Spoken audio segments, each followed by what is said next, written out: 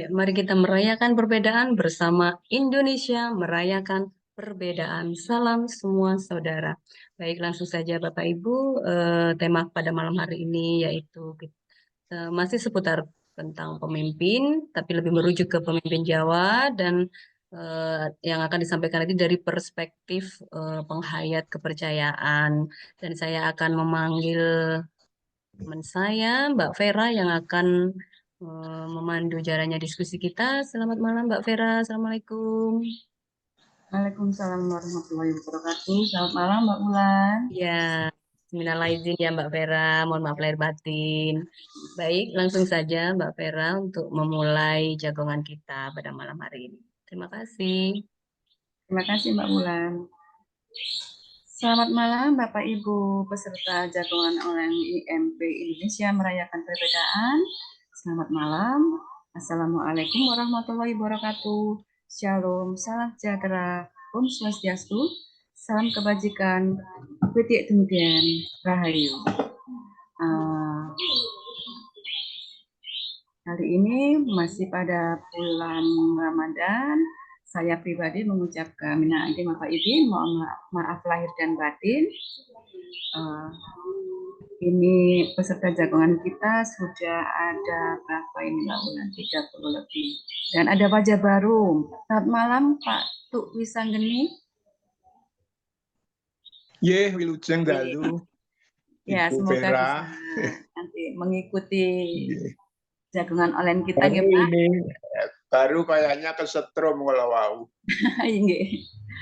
Ada juga Pak Agil pribadi, Pak Kun, Pak Budi Santoso ya. Semoga bisa mengikutinya. Pada malam hari ini kita mengambil tema yaitu mengenal sifat pemimpin Jawa. Perlu kita ketahui beberapa waktu terakhir ini kita baru saja melaksanakan pemilu, mencari pemimpin-pemimpin yang sesuai dengan aspirasi masyarakat. Dan perlu kita ketahui juga bahwa pemimpin bangsa kita sebetulnya kalau diruntut kebanyakan dari suku Jawa nih. Nah, meskipun kebanyakan ada persamaan dari suku Jawa, tapi bermacam-macam apa ya? Bermacam-macam untuk memimpin dalam bangsa kita ini, beliau bermacam-macam cara. Nah, ini kita akan mengerucut di tema kita kali ini dari narasumber kita, barangkali bisa menjelaskan bagaimana mengenal sifat pemimpin Jawa. Kita kedatangan seorang narasumber yang tidak asing lagi, yang juga menjadi guru saya, menjadi moderator kita. Kali ini kita kedatangan KRT Dr. Otto Bambang Wahyudi Dwijo Dipuro. Maaf Pak Otto sampai belepotan. Beliau adalah Presidium DMW MLKI Jatim. Beliau juga sebagai Departemen Organisasi DMP MLKI. Dan beliau juga Wakalitbang Persada Pusat. Monggo Pak Otto untuk menyingkat waktu dan selanjutnya kami serahkan Pak Otto untuk memaparkan tema kita kali ini. Silakan Pak Otto.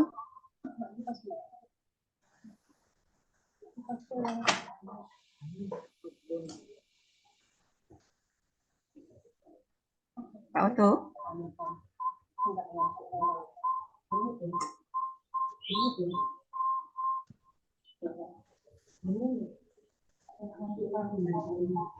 Pak Otto, selamat malam. Sudah mulai nih. Ini mohon maaf ini. Apa ada kendala Pak Otto?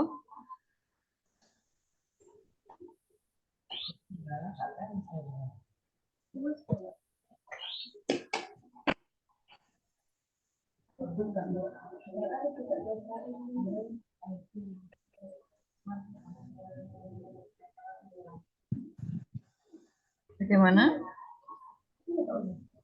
Iya. Monggo Pak Otto.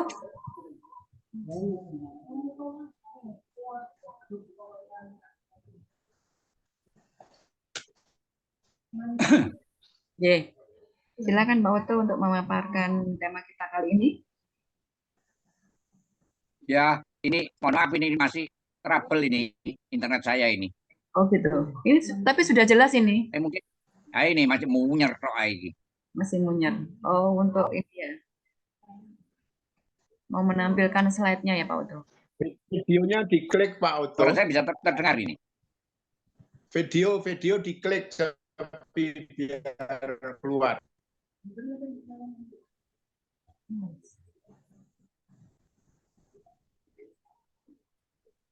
Sebentar ini masih mohon maaf ini suara saya. Kami tunggu.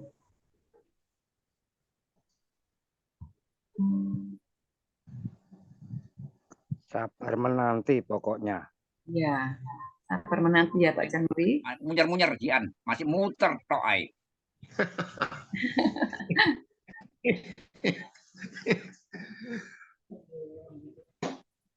Mohon untuk bersabar sebentar ini.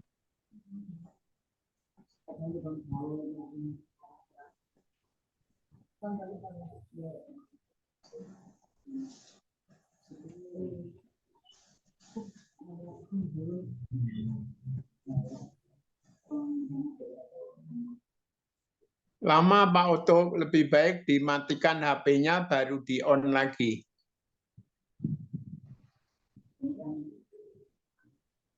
Biasanya sistem Munyer menjadi Pak ini ya. kecil.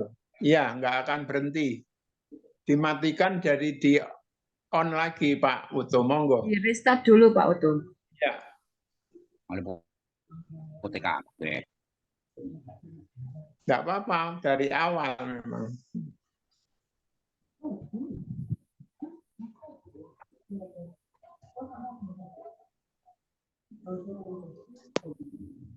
Saya live dulu ya. Saya ulang lagi ya. Baik Pak Oto. Ya. Sementara waktu mohon sabar audiens karena Kalau begitu, Assalamualaikum warahmatullahi wabarakatuh. Om Swastiastu, Shalom, Namo Buddhaya, salam kebajikan, Widek Dongkien, Rahayu, Rahayu. Bapak Ibu sekalian yang saya hormati, pada malam hari ini saya akan mencoba untuk mengulas terkait dengan bagaimana sifat pemimpin Jawa. Saya ingin mencoba mulai bagaimana perkembangan sifat-sifat pemimpin Jawa, mulai dari leluhur kita, atau mulai dari zaman pewayangan, zaman Mojopahit, zaman Sultan Agung, sampai dengan Ki Hajar Dewantoro, dan mudah-mudahan bisa sampai saat ini. Jadi bagaimana perkembangan pemimpin tersebut. Bapak Ibu sekalian yang saya hormati, saya akan mencoba untuk share screen.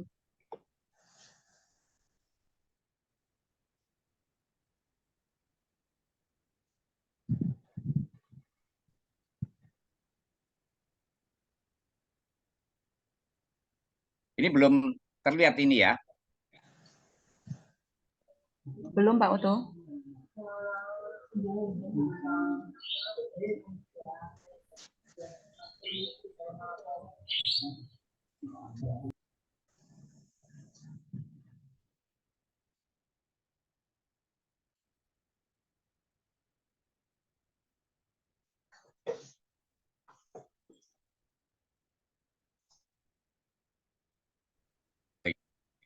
Belum.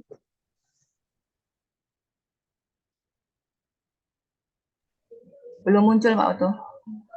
Share screen-nya belum dipijat mungkin. Share screen-nya belum.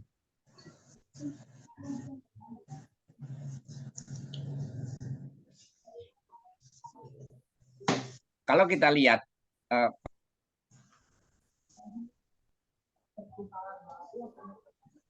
pada cerita-cerita pewayangan, semenjak Prabu Rama dari Dasamuka, satu wejangan khusus. Belum kelihatan itu ya. sebenarnya sudah ini, tapi masih munyer. Oh, sudah share screen-nya sudah dipijat ya, share-nya. Jadi masih berputar-putar terus ini. Jadi Dilanjut tidak penjelasannya. apa-apa nanti. Ya, pemaparannya dilanjut aja, Pak Oto. Ya. Jadi kalau kita lihat mulai dari awal ada istilah pada waktu Prabu Rama Manwisuda Wibisono sebagai sana sudah mulai dikenal dengan adanya istilah Hasta Brata. Di dalam Hasta Brata mengandung satu unsur, ada 8 kepemimpinan. 8 kepemimpinan yang diambil dari alam semesta, sifat-sifat alam semesta ini. Jadi kalau kita lihat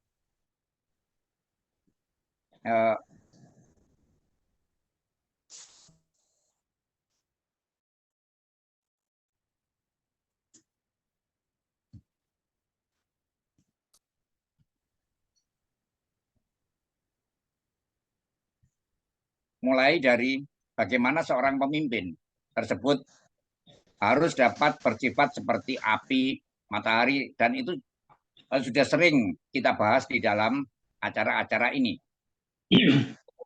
Kemudian pada perkembangan berikutnya, kalau kita lihat, mulai dari zaman Mojopahit. Zaman Mojopahit itu sebenarnya sudah menerapkan satu pola kepemimpinan. Dan justru juga sudah membuat satu kitab undang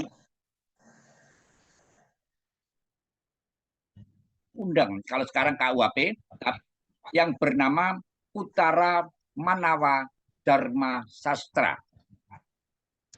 yang isinya itu terdiri dari 19 bab. Sebenarnya buku kitab undang-undang hukum pidana dari Mojopahit itu ada 19 bab. Yang pertama, bab pertama itu adalah mengenai atau ketentuan umum dan denda. Kemudian kedua, bab 2-nya masalah pembunuhan atau asta dusta. Ketiga, hamba atau kawula. Bab pasal 4-nya, bab 4, jenis kejahatan pencurian atau yang sering disebut dengan asta jora. Bab 5 mengenai paksaan atau sahasa. Bab 6 mengenai jual beli. Bab 7 gadeng. Bab 8 utang piutang. Bab 9 titipan. Bab 10 mahar atau tukon. Bab 11-nya mengenai perkawinan. Bab 12 istri orang lain atau paradara. Kemudian bab 13 mengenai warisan atau wiri kalirian. Bab 14 mengenai penghinaan atau parusya. Bab 15 menyakiti atau danda parusya. Bab 16 mengenai kelalaian. Bab 17 perkelahian. Bab 18 tanah, masalah tanah, sengketa tanah. Dan bab 19 mengenai fitnah atau kebohongan. Ini sudah ada sejak zaman Mojopahit. Kita bandingkan dengan pada saat sekarang. Di mana pada zaman Mojopahit, dengan tidak mengenal istilah nepotisme dan sebagainya. Jadi terlihat pada waktu kalau kita lihat, jadi ada hukuman mati, ya, pada hukuman mati yang dilakukan kepada seseorang, ya, seseorang yang telah membunuh Kebu Anabram. Ini yang sering sekali dari pada waktu itu saking ramainya, di mana pada waktu itu zaman perang Mojopahit Perang Majapahit, perang Ronggolawe, pemberontakan Ronggolawe, di mana Kebo Anabrang berhasil membunuh si Ronggolawe, tetapi karena kesalahan, kecurangan dari Kebo Anabrang, maka dia dihukum mati. Si pembunuh dari Kebo Anabrang.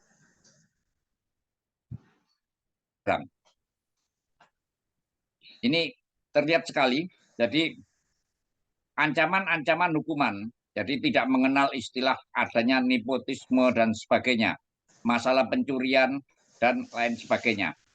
Sehingga pada waktu zaman Majapahit dikenal tentrem, Toto Tentrem Kerto Raharjo, Gemah Ripah Loh Jinawi. Ini yang kalau kita sering melihat. Nah, kemudian kalau kita lihat lagi pada zaman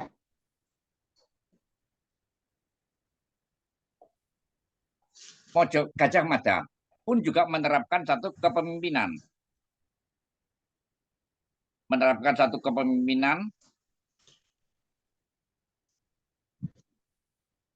Yang sering dikenal dengan istilah ada 3 hal di dalam kegiatan dari sifat-sifat kepemimpinan seorang Gajah Mada.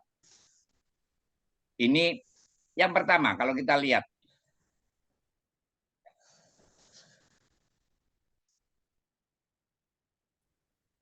Jadi,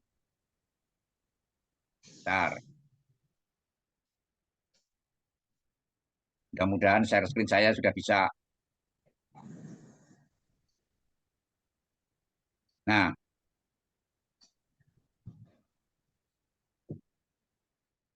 kalau kita lihat seorang pemimpin Jawa yang ideal itu adalah yang berbunyi Satrio Gonto Arum, lambaran ulat manis kang mantesi, aruming wicono kang meranani. Sinepuh Orang Satria, Gonto Arum, arum itu harum, bau. Yang berbau harum mempunyai nama baik, maksudnya bukan tidak memakai deodoran dan sebagainya, bukan badannya, bukan fisiknya, tetapi nuansa. Dia mempunyai satu sifat yang baik. Kemudian setiap berbicara, dia selalu berbicara yang baik dan mantesi.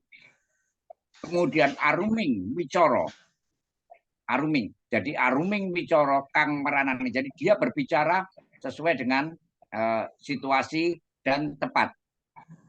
Sinepuh laku utomo, dia mempunyai satu laku yang utama, artinya berbudi bawa leksono. Kemudian pewalernya apa? Adalah yen jumeneng satrio, jadi yen jumeneng sinatrio, ojo duwe ati saudagar.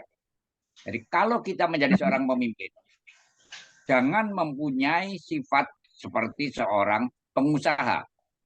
Ini yang silakan. Ini nanti bisa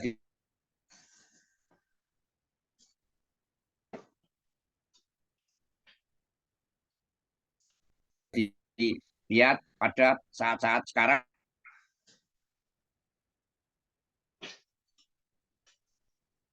Bagaimana posisi screen saya sudah bisa terbaca ya?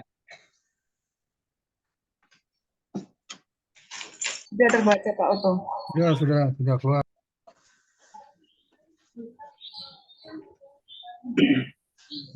Ya, dilanjut Pak Oto, sudah terbaca ini. Kemudian berikutnya saya ingin langsung kemudian masuk kepada zaman Majapahit. Di dalam zaman Majapahit lebih dikenal dengan sifat-sifat Gajah Mada. Jadi ada dimensi spiritual. Jadi di dalam kepemimpinan Gajah Mada terdapat beberapa dimensi Yang pertama adalah dimensi spiritual. Dimensi spiritual itu terdiri dari 3 prinsip aku, yaitu doyo yang berupa sikap tenang, sabar, dan bijaksana. Kedua, masini, samapta, buana, mencintai alam semesta. Ketiga, prasaja atau prasojo yang berbentuk sikap hidup sederhana.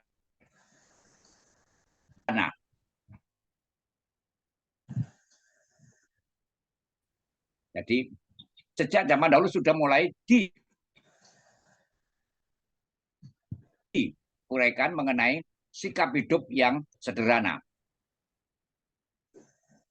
Tidak dibuat-buat, tidak ber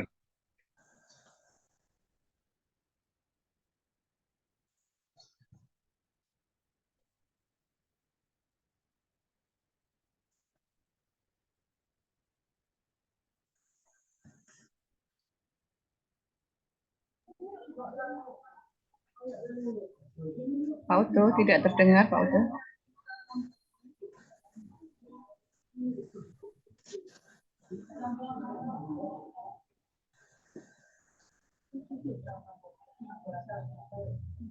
Halo Pak Uto.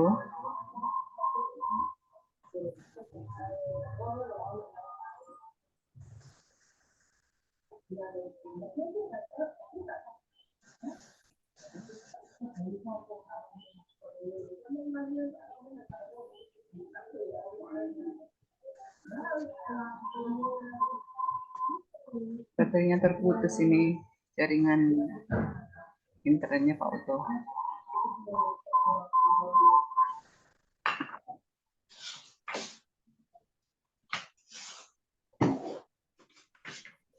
Gimana Pak Uto?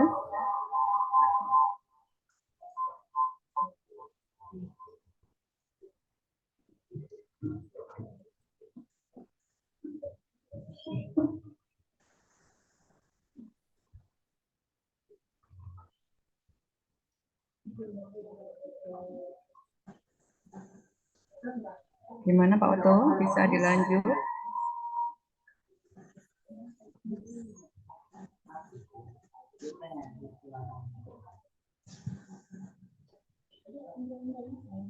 Cuk, auto kena turbulensi sinyale.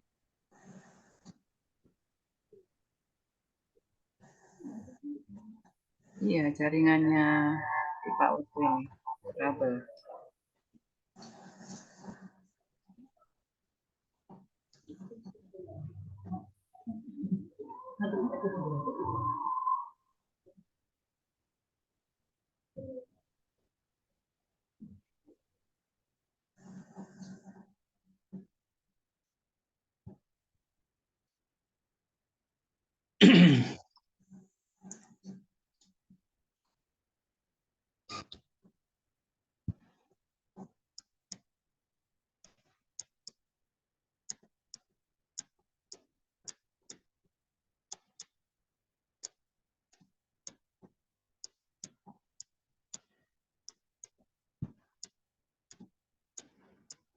Pribadi menanyakan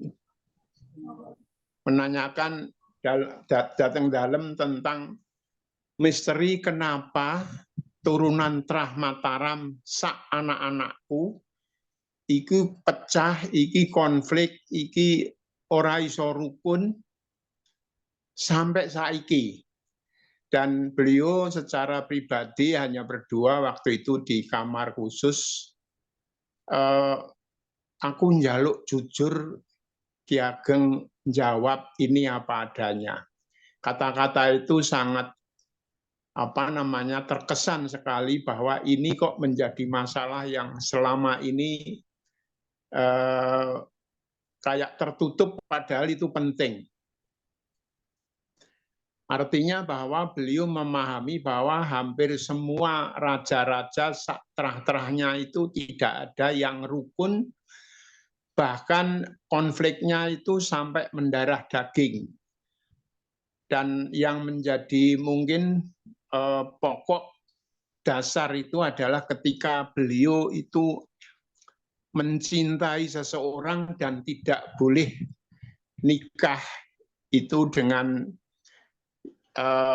beliau itu Ibu Muryati Sudibyo itu sampai akhirnya beliau setelah menikah tidak ada yang menjadi permaisuri.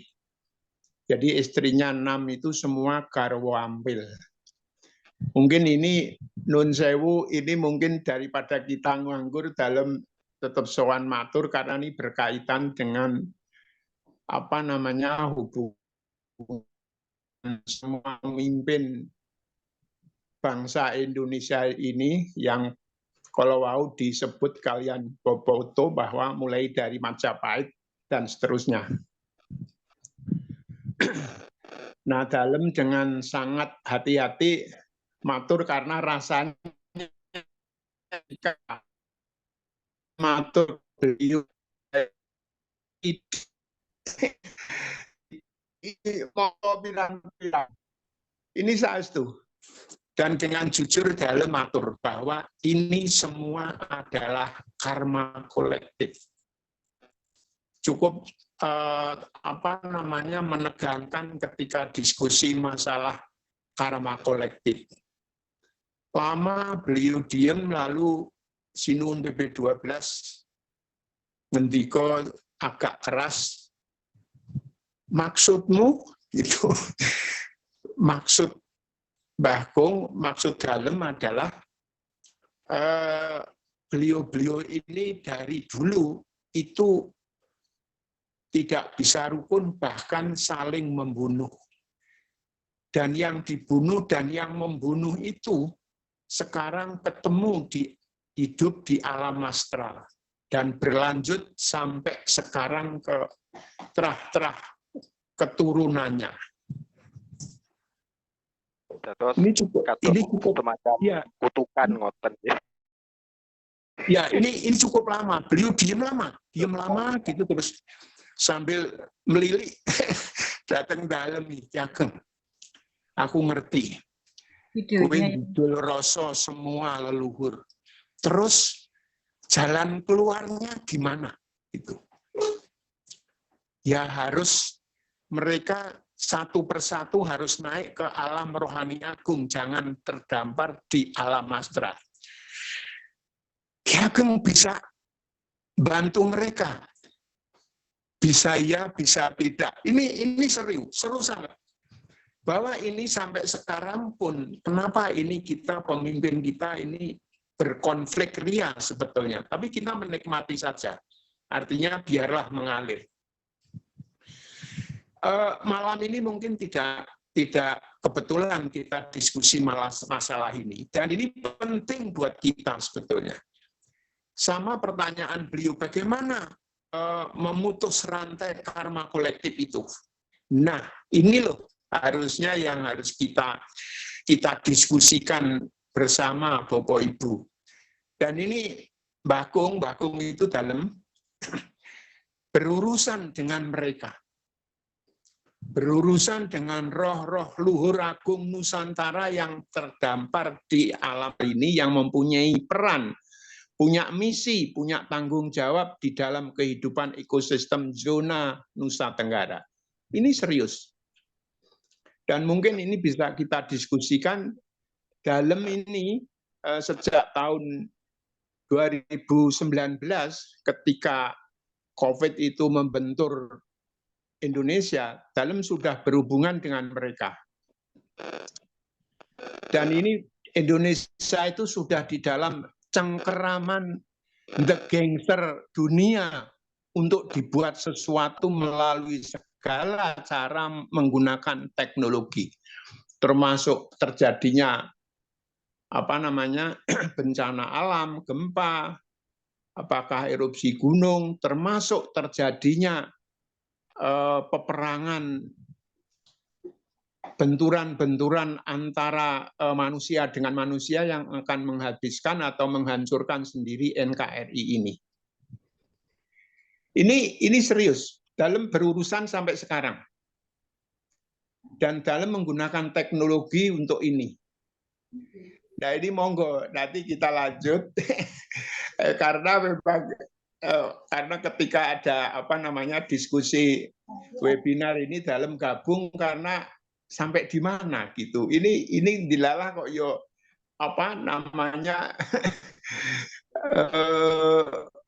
kondisi tidak malah dalam yang mengatur banyak tentang misteri ini. Rahayu.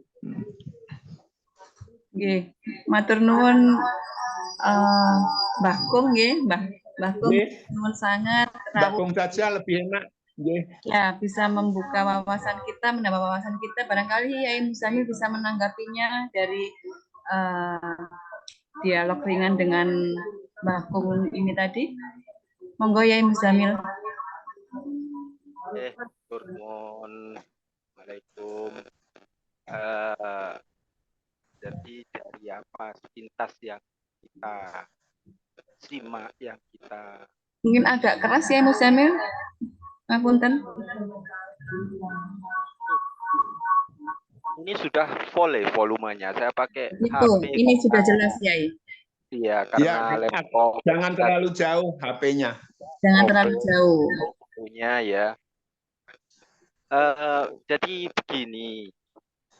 Dari paparan Pak Oto sekilas tadi, kita sudah tahu sebenarnya ajaran dari leluhur kita, bangsa Jawa pada khususnya atau Nusantara pada umumnya, sebenarnya aturan-aturan itu sudah ada secara bagaimana sifat-sifat kepemimpinan yang baik. Hanya kemudian kalau kita kasuistik, memang ada beberapa oknum dari dari pemimpin itu yang kemudian menyalahi dari aturan-aturan yang sudah diterapkan sejak masa lampau itu, dari ditutur luhur atau ajaran-ajaran luhur dari bangsa kita. Sampai kalau tadi Mbah Kung kemudian menyampaikan misteri itu, rasanya ya kurang enak kalau kasuistiknya itu yang menjadi percontohan kok kemudian yang negatif, karma global seperti itu atau semacam kutukan seperti itu kayaknya enggak. Tapi ya perlu bagaimana kita belajar agar supaya itu tidak bisa terulang di masa depan, atau bagaimana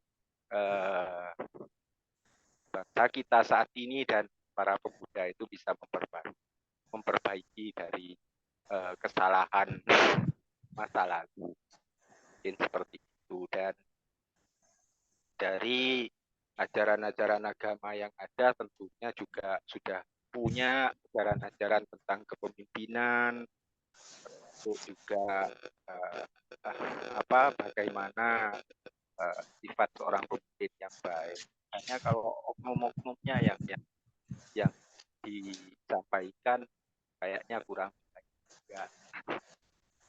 Tapi kalau yang kita bisa teladani bagaimana kepemimpinan Panembahan ke depan pada masa Mataram Islam atau Sultan Agung, itu kayaknya lebih baik untuk kita bicara dan lebih menarik saya rasa bicarakannya seperti di Islam sendiri. Misalkan kita belajar dari Ramadan bagaimana seorang pemimpin ketika baru dilantik misalkan, maka yang diucapkan itu sebaiknya ya nawaitu sauma godin, bukan kemudian Allahumma lakasumtu yang diucapkan. Kebanyakan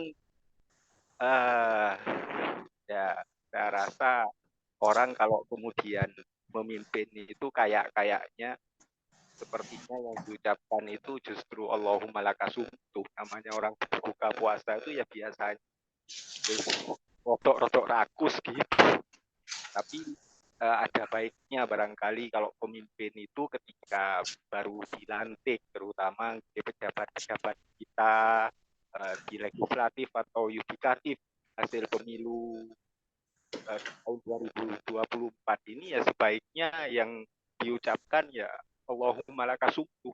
Mereka hendaknya berpuasa sampai keadaan membaik dan masyarakat juga ekonominya membaik, maka bersama-sama dengan masyarakat nanti berbuka. Seperti teladan-teladan orang tua kita, sebelum anak-anaknya kenyang, ya mereka mungkin akan menahan lapar. Baru kalau anak-anaknya sudah makan semua, sudah, kalaupun mereka dipersilahkan untuk makan duluan, biasanya tidak banyak banget. Karena mengingat ke bawahnya turunannya. Wis ndak mangan. Ya tapi ojo ake-ake kok becik anake ndak kuman. Mungkin itu aja sambil menunggu Pak Oto barangkali sudah normal. Iya. Terima kasih. Nuwun ya Muzamil. Barangkali dari Profesor Nyoman Sutantra bisa memberikan sedikit tanggapan dari penjelasan sedikit dari Romo Oto tadi. Malam, Prof. Selamat malam. Nunggu Pak Oto ini ya. Iya. Belum masuk Pak Oto ya. Silakan, Prof. Ya. Ya, karena ini masih Idul Fitri, mohon maaf lahir batin. Selamat Hari Raya Idul Fitri buat Terima saudara-saudara kasih. kita dari Muslim. Salam semua saudara. Salam semua saudara. Itu tadi Pak Oto sudah cerita baru awal gitu ya, sedikit. Saya cerita kalau dilihat dari awalnya, kepemimpinan itu yang pertama berawal dari apa yang dikatakan sampaikan Pak Oto tadi, bagaimana Rama memberikan penjelasan, memberikan sifat-sifat kepemimpinan kepada Wibisana sebelum dia diangkat sebagai raja menggantikan Rahwana. Tapi pada dasarnya kepemimpinan itu bisa akan dilaksanakan dengan baik kalau landasan moral spiritual dan karmanya si pemimpin itu bagus. Karena kita ingin membangun kepemimpinan di depan itu seperti kita membangun rumah. Moral, kualitas moral dan spiritual dari pemimpin itu adalah pondasinya. Kalau tidak itu diberikan ilmu Astabrata, diberikan ilmu Astadasa Komatanging Prabu dari Gajah Mada itu tidak akan jalan. Kalau moral dasarnya itu tidak bisa bagus gitu. Seperti tadi karmanya itu. Seperti di dalam zamannya Ramayana, musuh dari pemimpin itu berada jauh di lautan itu Rahwana.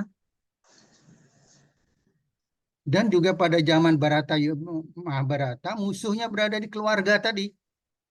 Tadi Pak Cuk tadi cerita itu tadi, di keluarga kita sekarang ini banyak karma-karma kolektif yang akan menyebabkan seperti di warga Barata terjadi perang perselisihan di Hastinapura. Jadi bahkan terjadi konflik perang Bharatayuddha. Dan sekarang pada zaman kali ini atau pada zaman Edan ini justru medan perang itu pada diri kita. Bagaimana kita mengendalikan musuh-musuh yang ada pada diri kita.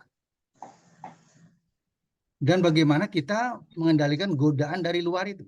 Kalau itu tidak bisa mampu, ilmu kepemimpinan apapun diberikan itu akan menjadi KKN, korupsi itu. Karena landasannya yang moral itu. Sehingga di dalam Ramayana, Resi Walmiki itu juga memberikan model kepemimpinan dari nama-namanya dari anunya Ramayana itu. Ayahnya Ramayana itu Dasarata. Dasa itu artinya 10, rata itu pengendalian. Jadi mereka yang mampu menjadi pemimpin harus mampu mengendalikan 10 indrianya. Kalau dia sudah mampu mengendalikan 10 indrianya, baru bisa mempunyai istri yang namanya Kausalya. Bisa memberikan kesejahteraan kepada rakyatnya. Dan mempunyai istri Kekayi. Kekayi itu adalah keberanian dan kejujuran. Kemudian Sumitra membangun persaudaraan. Kemudian Rama itu kebijaksanaan. Barata itu welas asih. Bagaimana Barata meminta Rama untuk kembali dari dibuang ke hutan untuk bisa menjadi raja. Dia tidak mau Rama. Tidak mau Rama menjadi itu. Tapi saking ulas asihnya, si Barata menjadi wakilnya Rama. Rama tetap menjadi raja, tapi tidak akan pulang ke kerajaannya. Karena itu adalah tugas dari ayahnya. Dia akan berada di hutan. Tapi Barata, saking ulas asihnya kasihnya Barata, berarti tidak mau duduk di singgasana rajanya. Dia juga berkemah seperti halnya Rama. Raja Rama itu ulas asihnya dia.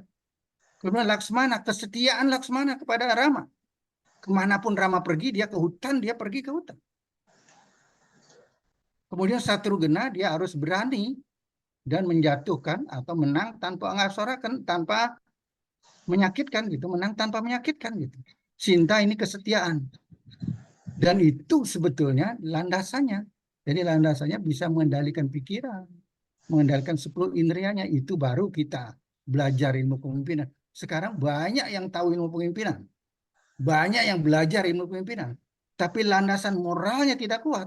Akhirnya pemimpin yang korupsi, pemimpin yang KKN, pemimpin yang konflik terus, pemimpin yang gini gitu. Karena itu, karena landasannya. Kalau landas tidak kuat, kita bangun di atasnya adalah gedung bertingkat. Seperti halnya kita membangun bangunan di padang pasir. Kena angin sedikit runtuh gitu. Itu terjadi pada kondisi kita sekarang. Kalau di Hindu itu tadi Pak tadi bilang kalau Hindu kolektif, karma kolektif itu, makanya di Hindu setiap rumah itu ada tempat sucinya, di mana di sana para leluhur sudah disucikan, ditarik dia dari apakah dia di neraka, apakah dia di surga, apa di mana, ditarik dia dari segi ini supaya tidak memberi dampak karmanya kepada keluarganya gitu. Sehingga dia selalu dipuja di ruang kalau di Hindu itu ada 3 Trimandala, 3 mandala di rumahnya juga ada 3 mandala, tempat sucinya 3 mandala juga. 3 mandala itu adalah simbol Trihita Karana. Mandala pertama kita harus harmonis dengan alam. Di sana kita memelihara binatang, menanam pohon gitu di tegalan kita. Itu mandala pertama. Mandala kedua, kita harmonis dengan sesama umat manusia. Kemudian mandala utama kita harmonis dengan sang pencipta kita, Trihita Karana itu gitu. Sehingga di alam di rumah pun seperti itu. Jadi intinya pemimpin itu adalah harus bisa mengendalikan pikiran dan mengendalikan 10 indrianya. Baru dia belajar ilmu kepemimpinan yang apa saja, karena belajar ilmu kepemimpinan itu gampang. Tapi memimpin tidak gampang. Memahami ilmu kepemimpinan, menghafalkan namanya Astabrata gampang, tapi melaksanakan Astabrata nggak bisa gitu. Kenapa Astabrata? Astabrata itu adalah 8 sifat-sifat para dewa. Dewa itu div itu sinar suci dari Tuhan, atau dinamakan energi, atau energi dan kecerdasan semesta, itu dinamakan div atau dewa. Harus bisa bersifat seperti dewa matahari, bersifat seperti dewa bulan, karena 8 sifat-sifat dewa itulah yang menjaga alam ini tetap indah, alam ini tetap suci, alam ini tetap damai, alam ini tetap harmonis gitu. Sehingga supaya menjaga kehidupan manusia harmonis harus meniru sifat 8 dewa itu gitu. Apa bisa meniru sifat matahari saja para pemimpin? Tidak bisa. Ketulusannya begitu matahari, tulusnya. Orang jelek, orang hitam, orang busuk diberikan sinar, tidak ada anunya gitu. Dan tidak pernah berhenti dan tidak pernah mengeluh. Apa pernah matahari mengeluh kalau dia memberikan sinar? Tidak ada. Apa bisa seperti laut? Laut diserang oleh semua warna derasnya sungai datang dengan segala warna, tapi laut itu tetap biru, laut itu tetap tenang. Apa bisa kita bijaksana seperti itu gitu? Dan seperti bintang bagaimana memberikan arah pada ini gitu. Kemudian keadilan gitu, bagaimana? Itu bisa nggak kita itu? Supaya kita bisa, memang kita harus memahami betul diri kita. Bagaimana kita mengendalikan, menjaga hati kita, mengendalikan pikiran kita, dan mengendalikan 10 indria kita. Indria sensorik dan indria motorik. Dan ini yang sangat perlu. baru kita belajar kepemimpinan, baru kita bisa memahami ilmu kepemimpinan. Apakah itu ilmu kepemimpinan Gajah Mada ada 18 dan ilmu kepemimpinan banyak sekali. Kalau di Indo dinamakan bukunya apa? Niti Sastra. Niti itu kepemimpinan, sastra itu adalah pengetahuan tentang sifat-sifat pemimpin atau ilmu kepemimpinan. Tapi itu bisa dipahami, bisa dilaksanakan oleh orang seperti Rama memberikan Astabrata kepada Wibisana karena Rama tahu betul moral dan spiritualnya Wibisana sudah siap menerima Astabrata. Kalau tidak siap tidak akan diberikan ilmu Astabrata. Sehingga dia tidak bisa akan memimpin, maka sehingga negara Alengka itu menjadi negara yang adil dan sejahtera setelah dipimpin oleh Wibisana. Padahal raksasa, tapi karena sudah mempunyai moral dan kebajikannya luar biasa, diberikan Astabrata sehingga dia bisa memimpin menjadi raja daripada para raksasa sehingga bisa adil dan sejahtera. Karena itu Astabrata itu gitu. Kemudian kalau di Mahabharata ada Pandita, Giri, Jaya, Nalaji. Pandita, Yudhishthira. Sifatnya sebagai pandita. Bima seperti Giri, Giri itu gunung. Jaya, Arjuna. Nakula, Jaya, Nala, Aji. Nah sifat itu pun dia tidak akan bisa menang dalam Bharatayuddha kalau tidak ada Krishna sebagai wakilnya, sebagai kusirnya. Jadi moral dan spiritual itu adalah yang memimpin. Sehingga yang penting bukan kuantitas, tapi kualitas kita beragama atau kualitas kita bermoral, kualitas kita sebagai pemimpin. Sehingga Pandawa itu jumlahnya cuma 5. Kurawa itu 100. Dan yang membantu Kurawa 11 kerajaan. Yang membantu Pandawa hanya 7 kerajaan. Tapi dia bisa menang. Apa? Karena persaudaranya, kekuatan persaudaraannya 5 itu. Dan kemudian dipimpin oleh Krishna. Simbol dari moral kebajikan. Moral spiritual. Maka dia bisa menang. Nah di sanalah sebetulnya sehingga ada yang mengatakan bahwa pemimpin itu ibarat sebagai kusir. Sehingga membawa yang dipimpinnya di jalan yang benar, arah yang benar, dengan cara yang benar. Dan juga bisa sebagai pembantu, pelayan. Kalau ada pencuri datang yang melindungi, menjaga keselamatan bosnya adalah pelayan. Dan kemudian pengembala binatangnya pasti kalau dia mau rumput pasti dibawa ke rumput, bukan dibawa ke aspal. Kalau dia bertengkar dipisahkan. Itulah tugas dari pengembala. Sehingga sifat 3 itu pemimpin bersifat sebagai kusir, harus bersifat sebagai pengembala, dan juga bersifat sebagai pelayan. Sekarang tidak ada yang begitu. Tidak ada yang begitu. Ya, mudah-mudahan Pak Oto sudah Pak Oto? Belum ya? Nah, ini ada, kalau belum ada Pak Oto, ini ada juga yang dinamakan di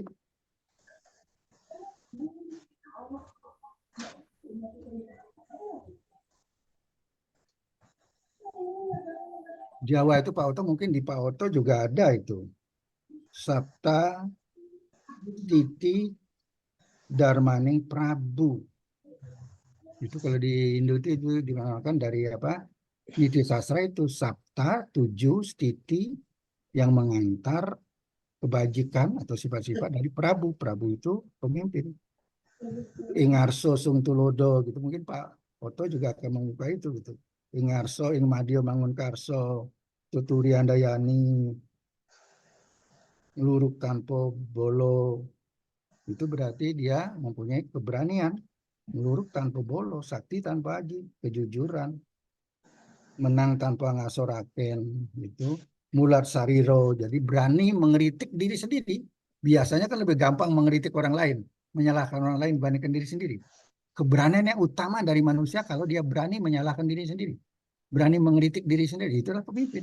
Berani melihat kekurangan dirinya. Biasanya senangnya kan melihat kekurangan yang lain, melihat kurang dirinya nggak ada. Itu yang sangat penting juga gitu ya. Sehingga Sabta itu 7 sifat-sifat kepemimpinan gitu. Ya. Mungkin itu Pak Vera.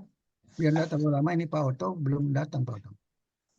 Baik, Prof. Terima kasih. Sambil menunggu Pak Oto juga ini kita ke penanggap dari Buddha, Bante Teja Puno. Selamat malam, Bante.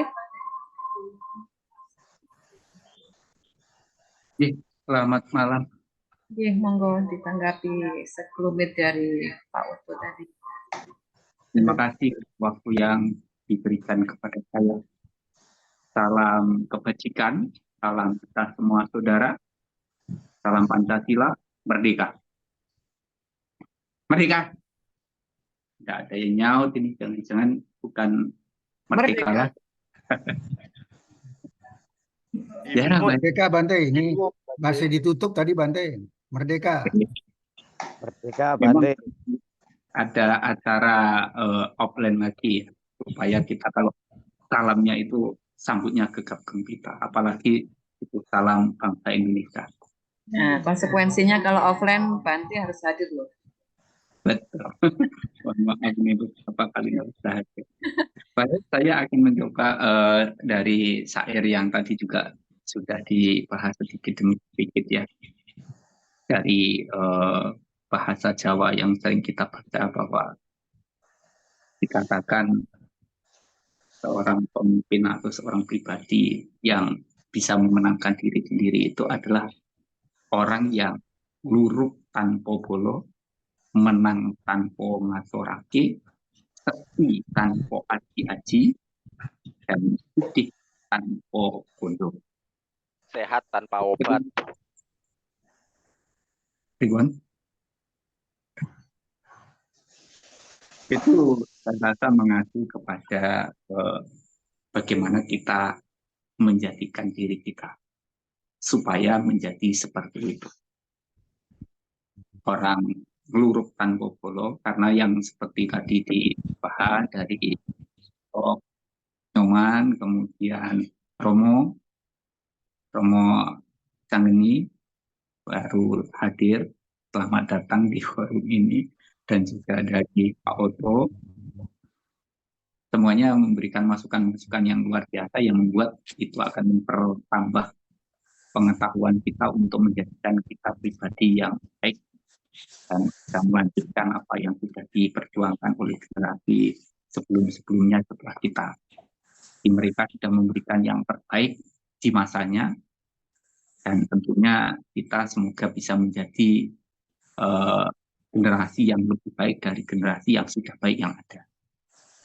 Sehingga nanti harapannya itu proses ini akan terus menjadi lebih baik. Tapi walaupun begitu, sebenarnya kalau kita melihat dari bangsa negara ini kepemimpinan dari satu generasi ke generasi, dari zaman ke zaman itu kayak turun naik gitu kan. Jadi dulu kita mengenal adanya kerajaan-kerajaan besar yang luasnya lebih dari negara kita saat ini. Setelah itu karena suatu hal mengalami kemunduran, kemudian tumbuh lagi, ada kerajaan lagi yang besar lagi. Setelah itu karena suatu hal turun lagi, karena gegeran sendiri-sendiri gitu, tidak menjaga apa yang sudah ada dan melanjutkan apa yang sudah baik gitu.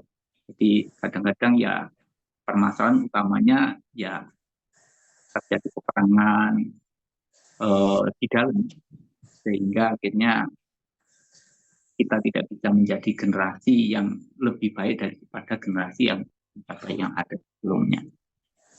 Nah, di dalam sebuah kepemimpinan, saya rasa pertama kali yang harus kita lakukan adalah kepemimpinan yang dimana dapat meningkatkan kualitas diri. Tidak jauh berbeda dari sebuah kepemimpinan yang diartikan sebagai kemampuan yang mempengaruhi, menggerakkan, dan mengarahkan kelompok dalam mencapai tujuan. Nah, kita sepakat tentunya tujuan kita semuanya itu adalah kebahagiaan. Tujuan kita semuanya adalah kesejahteraan. Yang kita mungkin dipanjangkan yang adil dan merata begitu. Itu menjadi tujuan bagi kita semua. Nah, siapa saja yang bisa mengarahkan, menggerakkan, entah itu dari mulai kecil, semakin membesar, mempengaruhi lingkungannya, mempengaruhi sampai tingkat lebih luas, untuk mencapai tujuan itu. Saya rasa orang-orang seperti itu adalah seorang yang cakap dalam sebuah kepemimpinan. Dan di dalam buku pun sebenarnya sudah sering kita bahas, ada sifat-sifat seorang pemimpin atau dikatakan dasar raja dhamma gitu ya. Sifat-sifat seorang pemimpin, di mana seorang pemimpin itu ya memiliki kemurahan hati. Ya, kalau kita ingin jadi pemimpin juga harus seperti itu. Jadi kita bukan hanya membaca, mendiskusikan, tetapi kita juga harus melaksanakan, mempraktekkan yang kita anggap itu berguna, bermanfaat, supaya kita memiliki sifat-sifat seorang pemimpin. Kalaupun tidak bisa memimpin orang lain, setidaknya bisa memimpin diri sendiri. Kalau kita tidak bisa memimpin orang yang lebih banyak, ya mungkin kita dimulai dari memimpin diri sendiri, mungkin keluarganya, gitu ya. Nah, jadi yang pertama adalah memiliki kemurahan hati, dan kemudian ada memiliki moral, rela berkorban, ketulusan hati, ramah, sederhana, bebas dari kebencian, anti kekejaman atau kekerasan, kesabaran, dan bertentangan dan tidak bertentangan dengan nilai-nilai kebenaran. Kebenaran yang artinya di sini bukan kebenaran menurut si agama A, agama B, agama C, bukan. Tetapi kebenaran yang sifatnya itu universal, yang bisa diterima oleh semuanya. Jadi sering saya garis bawahi bahwa semua agama yang khususnya di Indonesia ini, dari keyakinan-keyakinan yang ada di Nusantara yang jumlahnya juga sangat banyak, itu harusnya ada satu benang merah. Walaupun mungkin beda bungkusnya, beda mereknya, beda bentuknya, beda warnanya, tapi ada benang merahnya, yaitu nilai-nilai kebajikan, nilai-nilai kebenaran, yang tadi saya katakan, apabila kita lakukan, itu akan mengarah pada kedamaian, mengarah pada kebahagiaan, mengarah kepada kesejahteraan. Nah, tadi juga nanti dengar dari Romo, dari percakapan dengan Sinuwun juga tentang karma. Karma itu adalah perbuatan. Jadi hukum karma itu adalah hukum perbuatan. Ya memang dalam hal ini pun ada yang yakin dan ada yang tidak yakin. Karena ada juga yang memiliki pandangan bahwa kalau ada orang susah, sulit, menderita, itu karena ujian, itu karena cobaan. Ada juga yang berpandangan bahwa kalau orang hidupnya bahagia, sejahtera, sukses, segala macam, itu adalah hadiah atau pemberian. Jadi kalau kesusahan dianggap sebagai ujian, kalau kebahagiaan itu dianggap sebuah pemberian. Padahal yang menurut ajaran Buddha itu ada hukum sebab dan akibatnya. Di mana ada sebab, maka menimbulkan akibat. Di mana ada akibat, pasti diawali dari sebab. Kalau ada orang mengalami kesusahan, kesulitan, penderitaan, itu disebabkan karena perbuatannya itu memang buruk, tidak baik, tercela, tidak sesuai dengan norma-norma kesusilaan, sesuai dengan norma-norma yang dimana di situ mengajarkan tentang nilai-nilai universal. Maka karena itulah dia akhirnya menderita akibat dari perbuatan yang dia lakukan. Kenapa ada orang merasakan rasa bahagia? Kebahagiaan itu hanya akibat dari sebab. Sebabnya apa? Nilai-nilai kebajikan yang dimunculkan dari mulai pikirannya, ucapannya, perilakunya, dia suka memberi, membantu, menolong sesamanya, dan nilai-nilai kebajikan, kesusilaan, dan lain sebagainya. Jadi sebab-sebab kebajikan itulah yang membuat orang yang memiliki nilai-nilai kebajikan itu pikirannya tentrem ayem, damai, bahagia, batinnya. Nah, kalau orang batinnya itu, rohaninya itu tentrem, ayem, damai, bahagia tadi, orangnya pasti sehat, kuat, memiliki usia yang panjang. Dan karena nilai-nilai kebajikan itu pula yang membuat akhirnya dia dikenal dan dikenang. Buddha pernah menyampaikan di sebuah syair Dhammapada, bagian dari kitab suci Tripitaka, bahwa harumnya bunga tagara melati hutan, minyak kayu cendana tak dapat melawan arah angin, tapi harumnya kebajikan itu bisa menyebar ke segenap penjuru, bisa menyebar ke segenap alam. Itu kalau kita memiliki nilai-nilai kebajikan yang dimana kebajikan itu sebenarnya menjadi sebab untuk memperoleh kebahagiaan lahir batin, duniawi, dan bahkan surgawi atau kebahagiaan yang lebih tinggi daripada itu adalah kesempurnaan. Jadi kalau orang gayu kasampurnan itu melebihi dari kebahagiaan surga. Karena menurut persepsi ajaran Buddha, surga itu bukan tujuan. Tujuan utamanya adalah kasampurnan. Orang yang gayu kasampurnan itu sudah selesai di dalam rohaninya, di mana rohaninya tidak lagi ada noda-noda batin. Tidak ada debu-debu kotoran hawa nafsu indriawi duniawi. Nah, makanya tadi kalau ada katakan karma kelompok, salah satu contohnya misalnya orang naik pesawat, pesawatnya jatuh bersamaan, akhirnya meninggal dunia. Tapi kalau ditanya, apakah orang yang menaiki pesawat yang sama itu semuanya pasti mati? Saya rasa jawabannya tidak. Karena ada juga yang batal pergi karena suatu hal yang menyebabkan yang naik meninggal dunia, tetapi yang tidak jadi pergi selamat.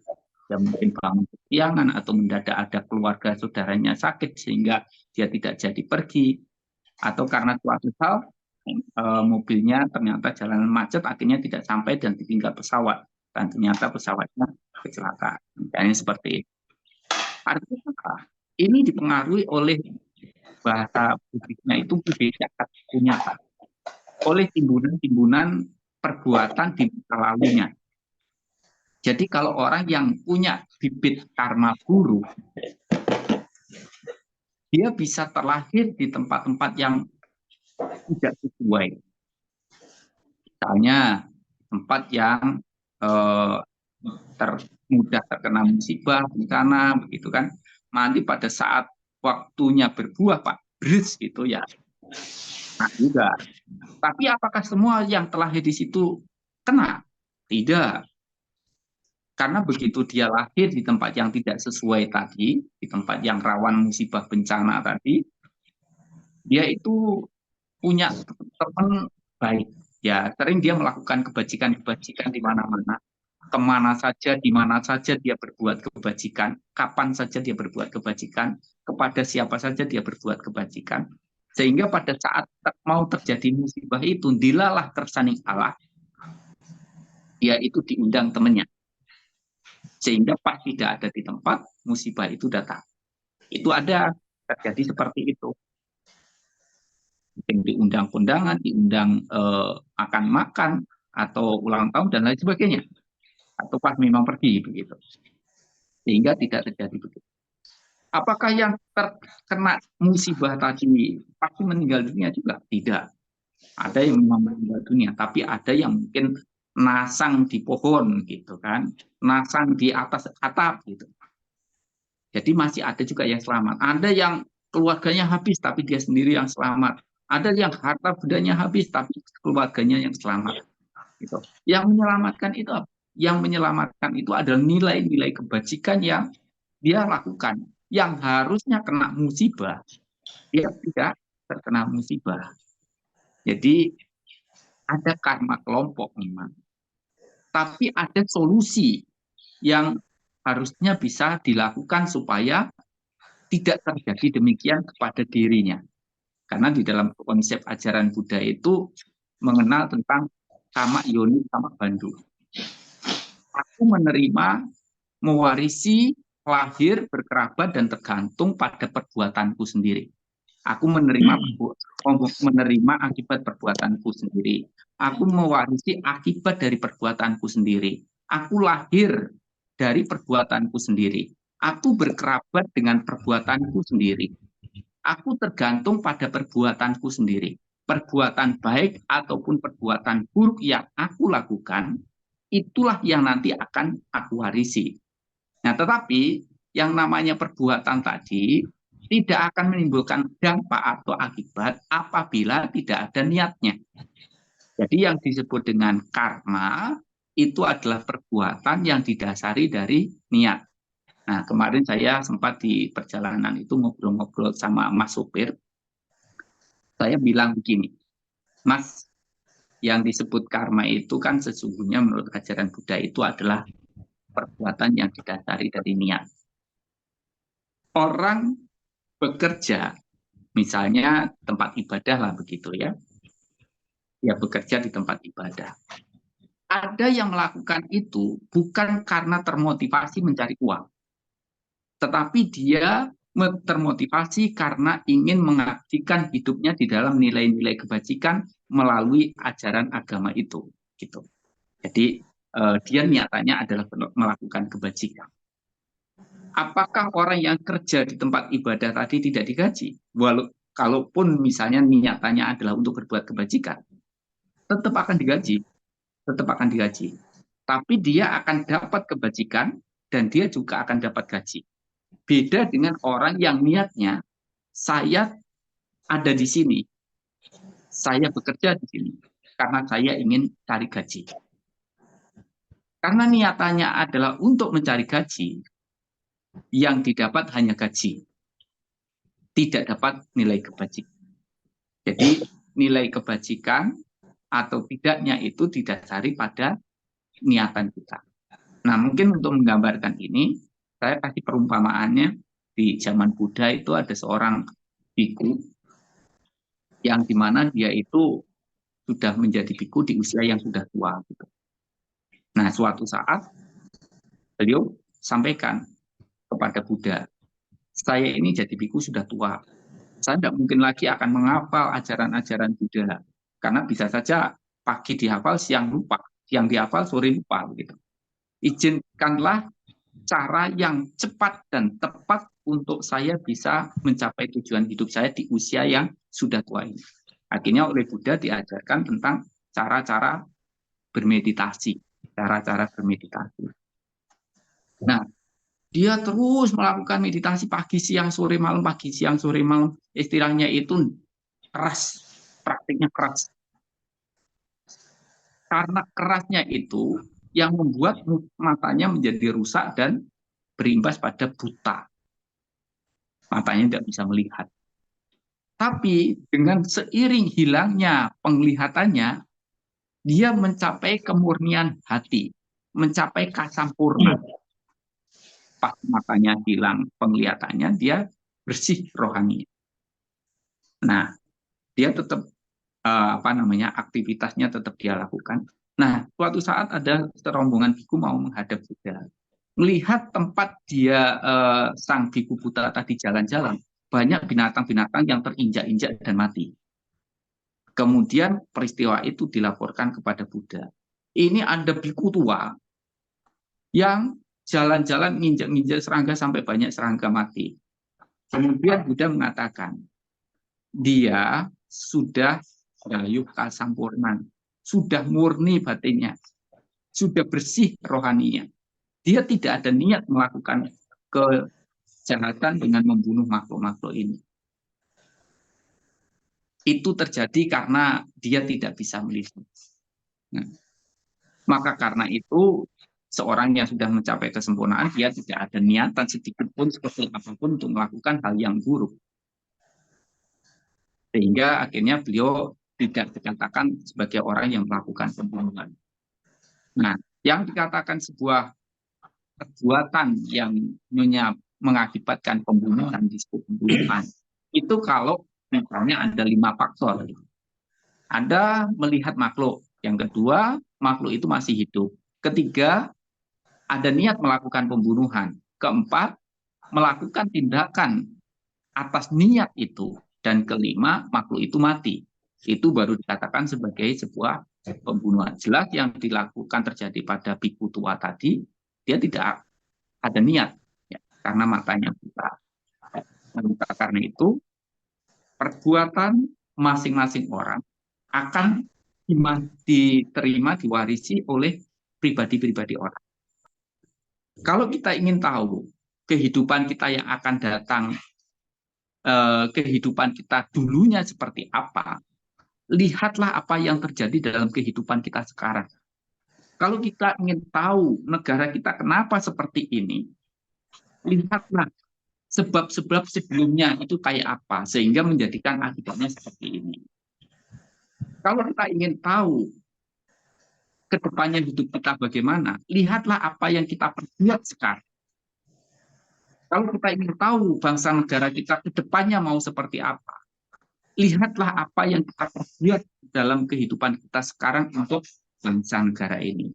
Ya, kita sih berharap kondisinya tidak akan menjadi lebih buruk misalnya. Dan itu mari kita mulai mengawali dari perubahan dari diri kita masing-masing untuk bisa memberikan segenap jiwa dan raga kita, hidup kita, untuk mencapai kedamaian, mencapai kebahagiaan, mencapai kesejahteraan. Tadi saya jadi ingat kata Buddha bahwa hidup sampai 100 tahun, kalau kita tidak mengenal ajaran benar, tidak berperilaku benar, hidup 100 tahun itu adalah hidup yang sia-sia. Tapi hidup walaupun sesaat, tapi kita mengenal ajaran benar, kita bisa menjadi orang yang berguna, bermanfaat, tentu hidup yang sesaat itu. Semoga dari pelajaran apa yang sudah pernah terjadi sebelum-sebelumnya akan membuat kita lebih hati-hati lagi. Contohnya supaya tidak mudah diadu domba. Ini karena faktor mungkin beda agama, beda warna kulit, beda bahasa, dan beda-beda yang lainnya. Karena di Indonesia ini kaya rayanya karena banyak perbedaan. Jadi kita harus bisa menerima perbedaan sesuai dengan slogan EMP kita. Merayakan perbedaan. Jadi jangan lagi menentang masalah perbedaan-perbedaan yang sudah ada. Mari walaupun kita berbeda, menjadi satu, Bhinneka Tunggal Ika. Untuk melanjutkan apa yang sudah dirintis, apa yang sudah diperjuangkan dari pendahulu-pendahulu kita. Pengalaman-pengalaman yang tidak baik yang terjadi sebelum-sebelumnya, semoga tidak terulang, dan mari kita semuanya bergandeng tangan untuk bisa membangun bangsa negara ini. Bangunlah jiwa kita, bangunlah jasmani kita, badan kita untuk Indonesia. Bangun dulu rohaninya, baru bangun jasmani. Bangun jiwa kita dulu, baru kita bangun fisiknya. Kalau kita balik, tidak akan bisa terjadi. Misalnya mau bangun fisiknya aja, tapi rohaninya rusak, mentalnya rusak, ya tidak akan jadi-jadi. Kalau kita bangun dari mental yang sehat, kita pasti akan berkarya hal yang bagus-bagus, kita bisa mempertimbangkan hal-hal yang baik untuk tujuan bangsa Indonesia yang kita cintai bersama. Sekian, terima kasih untuk kesempatan yang telah diberikan. Semoga semuanya selalu sehat, selalu bahagia. Dan mari kita semuanya hormat bakti pada orang tua, hormat bakti kepada para guru, hormat bakti kepada para leluhur-leluhur kita, para pahlawan-pahlawan bangsa kita, pendahulu-pendahulu kita, dengan senantiasa kita menjadikan diri kita sebagai pribadi yang baik, warga masyarakat, warga negara, dan bahkan warga dunia yang baik. Salam kita semua saudara, salam kebajikan, salam Pancasila, merdeka. Merdeka.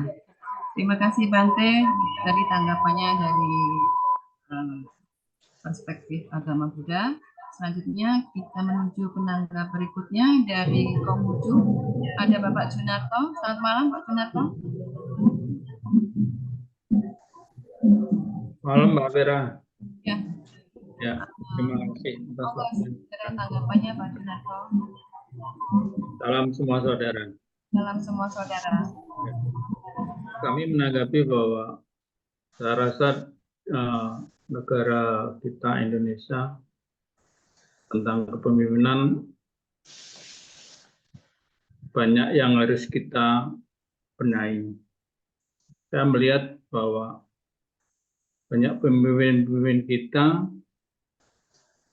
dengan terciptanya undang-undang yang begitu banyak dilengkapi dengan hukuman, itu justru akan menjadikan kita untuk menghindari dan kehilangan harga diri kita sebagai bangsa. Lain halnya kalau kita dibimbing dengan kebajikan, dilengkapi dengan kesusilaan, dan itu akan menjadikan kita tumbuh perasaan dan akan berusaha hidup benar.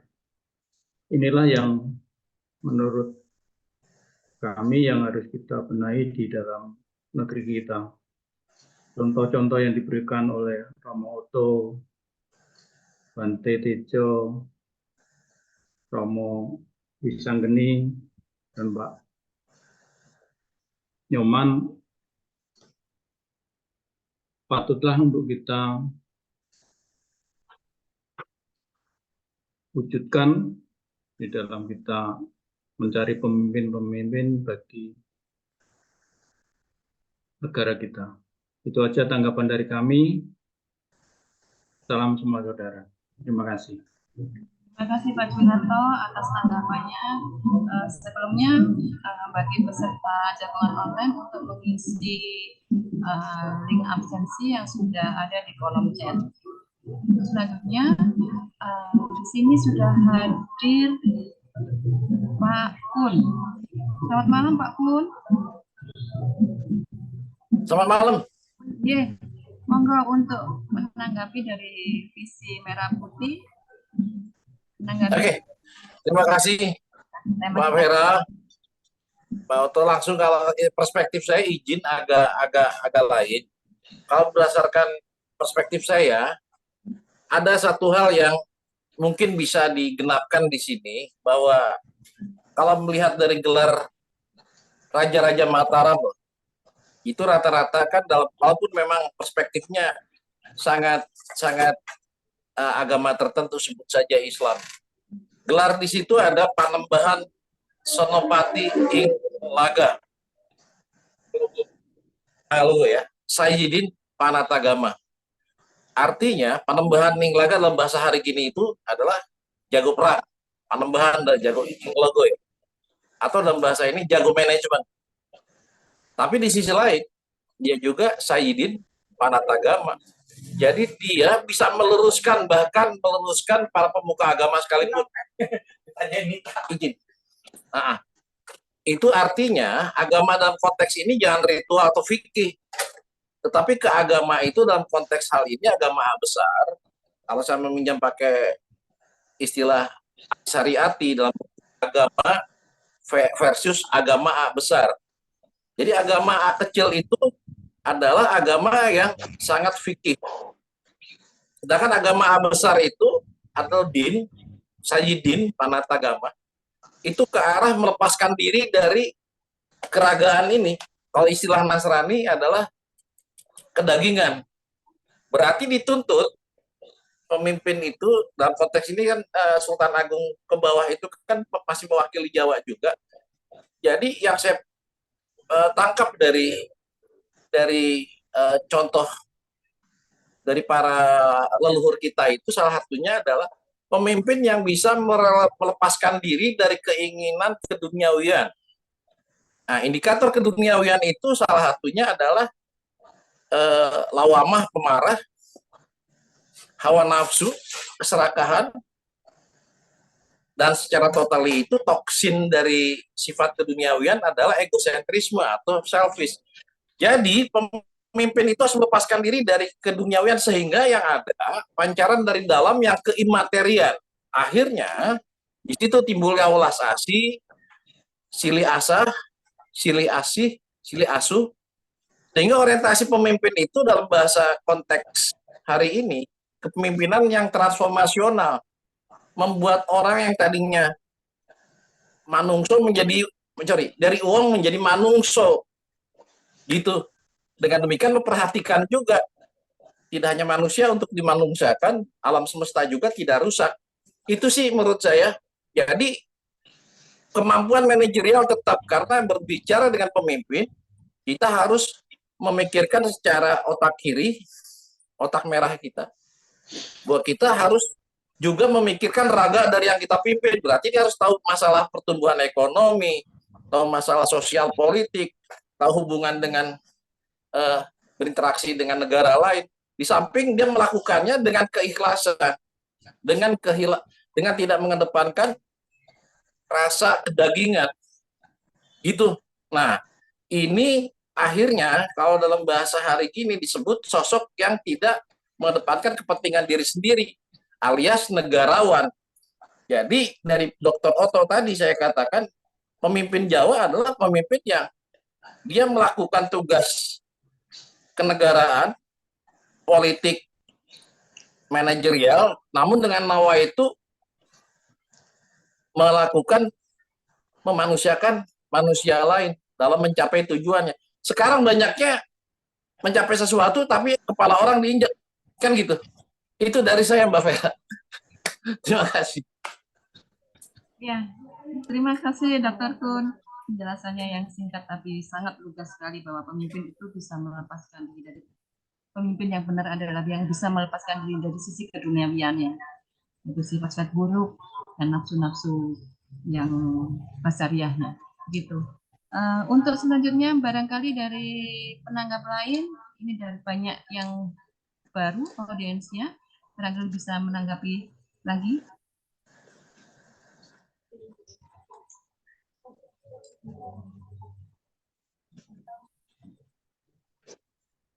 Mbak Kung tuh barangkali bisa untuk menanggapi dari tokoh-tokoh agama itu.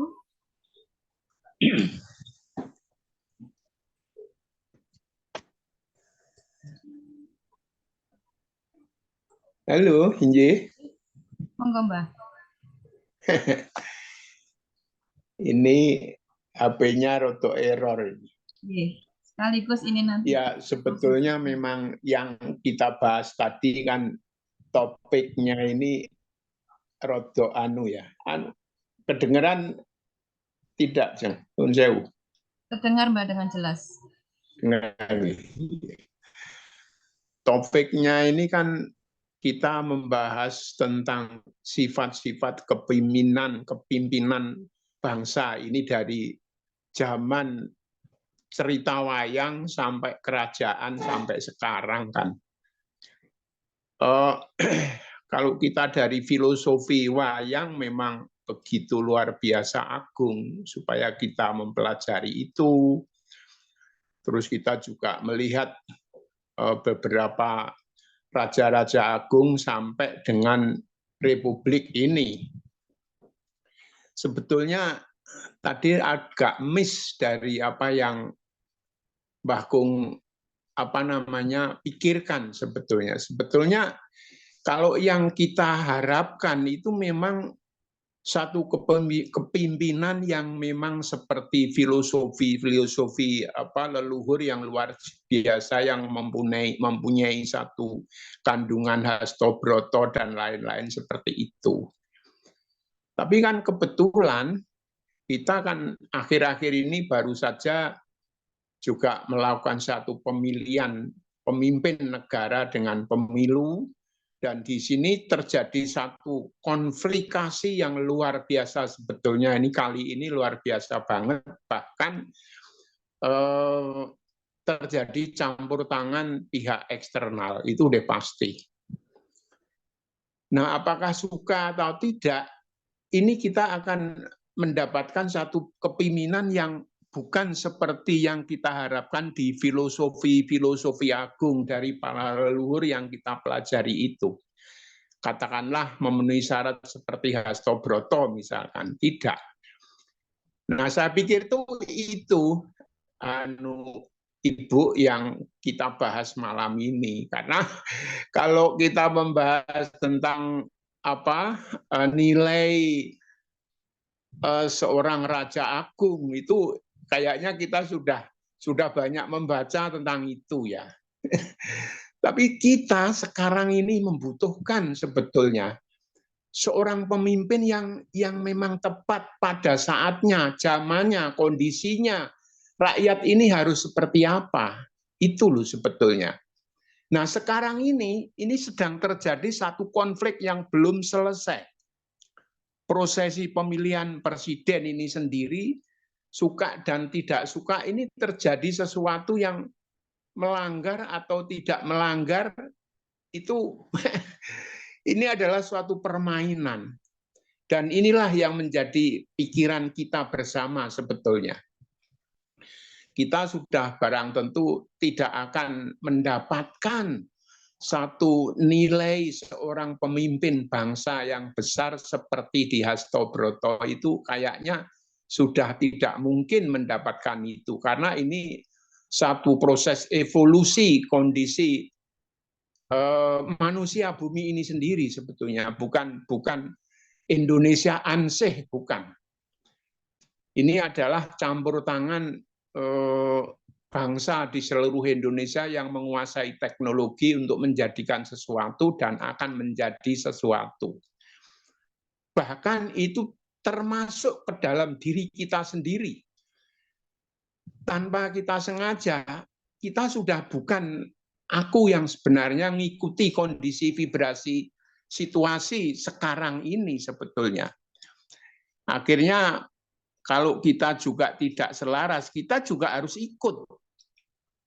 Ketika kita tidak setuju, kita harus tidak bisa melawan.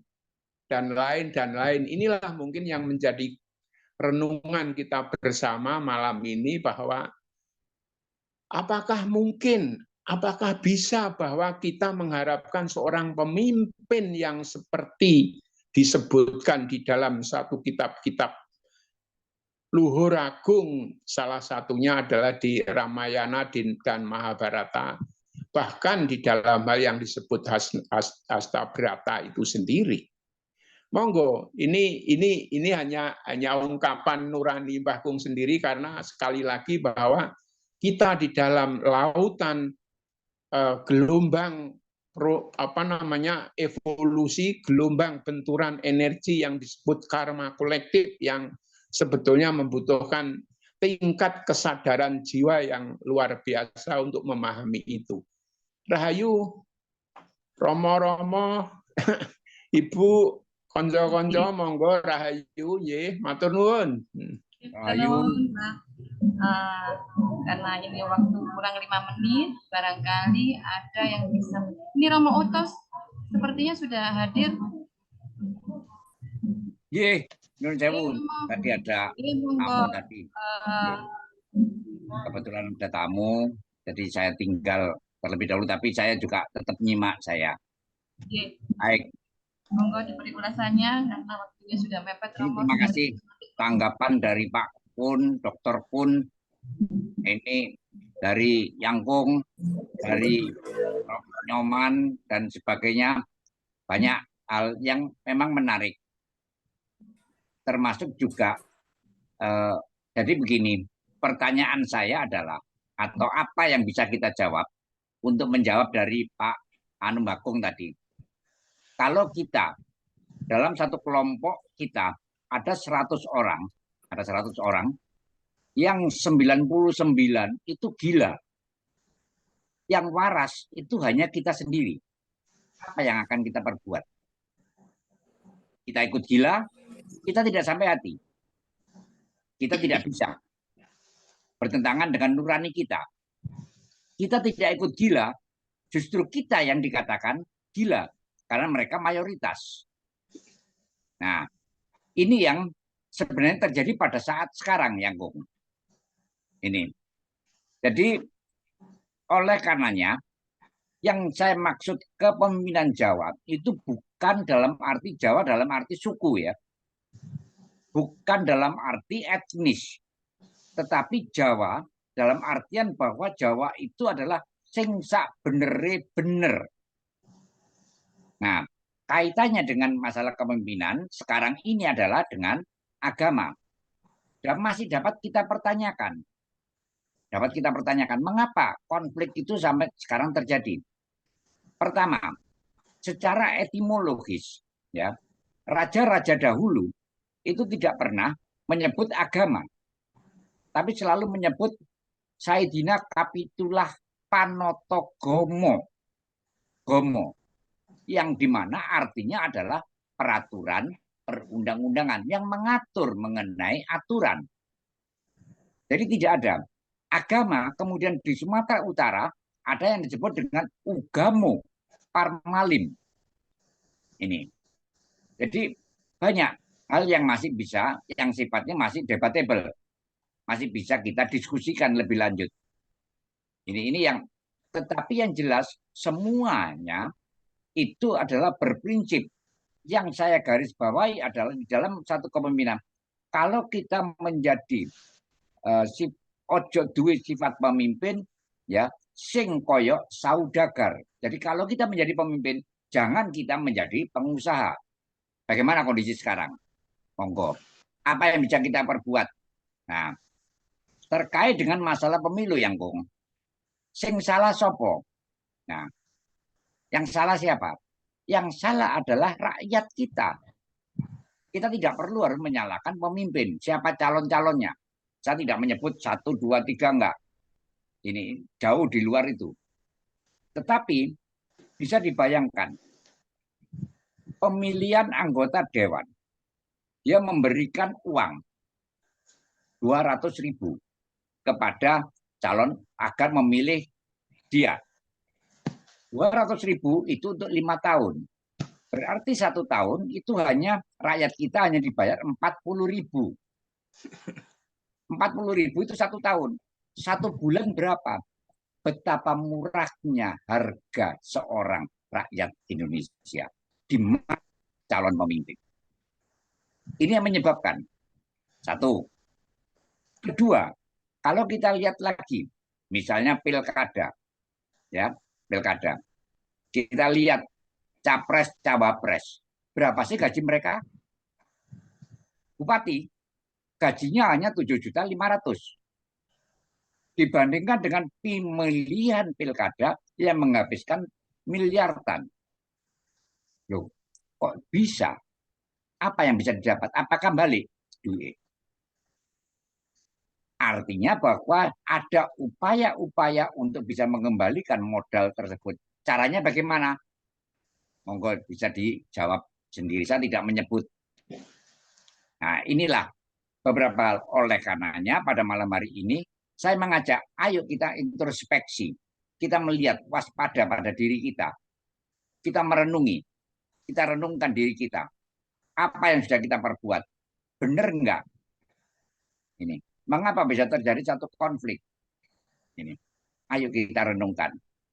Yakinlah bahwa nanti konflik itu apakah akan berhenti sampai tanggal 22 April? Ini Pak Kun yang bisa menjawab. Ini. Karena saya melihat Pak Kun juga terus aktif. Ini. Menggalakkan di dunia akademisi. Ini. Apakah berakhir sampai tanggal 22 setelah putusan MK? Enggak. Masih akan tetap berlanjut. Sesuai dengan putusan dari MK itu. Tapi bagi Indonesia merayakan perbedaan, siapapun, ya, siapapun sekali lagi, pilihan, kita boleh berbeda pilihan, tetapi hendaknya kita satu saudara. Kita tetap bersaudara. Ini yang terpenting. Karena dengan satu persaudaraan lahir batin, kita akan tetap bisa berjaya. Kita bisa tetap hidup. Meskipun IMP ini di lingkungan global, di nasional, ini hanya sebesar kerikil. Tapi kerikil ini pun juga akan bisa berpengaruh terhadap perubahan-perubahan di masa depan. Saya kira demikian, Pak Pera. Salam buat Mas Gatot. Ini. Matur nuwun sangat Romo Uto, meskipun ini tadi Ini Mas terjeda. Gatot ini kalau Ya Romo. saya kira demikian dan rahayu. Salam hormat buat Pak Kun. Monggo. Ya, ini tadi sudah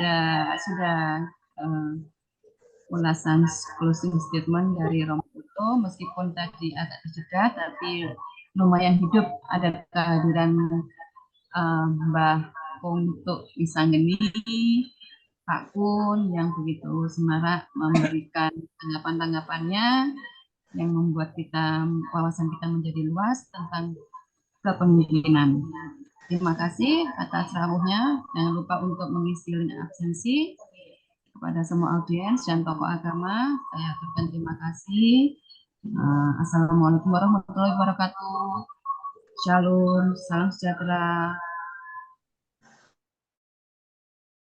Swastiastu, salam kebajikan, salam semua saudara. Kami kembalikan ke Mbak Salam Ulan. semua saudara. Baik, disampaikan terima kasih kepada Mbak Vera yang sudah menemani kita memandu jalannya diskusi pada malam hari ini. Dan tak lupa terima kasih kepada tokoh narasumber kita pada malam hari ini dengan Romo Utu yang tadi sempat ada kendala tapi tidak cukup memberikan pencerahan kepada kita.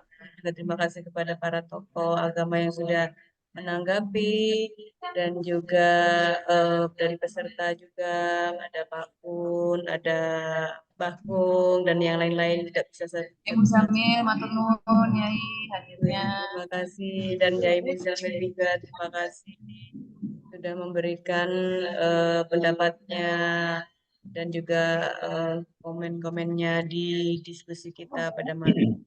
Baik, Bapak Ibu sampai jumpa di Senin depan dengan tema yang berbeda. Jangan lupa untuk mengisi absensi link yang sudah tersedia. Dan saya pamit undur diri. Wassalamualaikum warahmatullahi wabarakatuh dan salam semua saudara. Salam semua Rahayu. Matur nuwun, Mbak Kung. Rahayu, rahayu. Rahayu, rahayu. Panggih malih. Terima kasih Bantu Teja. Hadir kembali Senin depan. Terima kasih Pak Jonarto juga. Pak Nur Azazi, Iwayan Yasa, Pak Novian. Matur nuwun sangat. Pak Kung.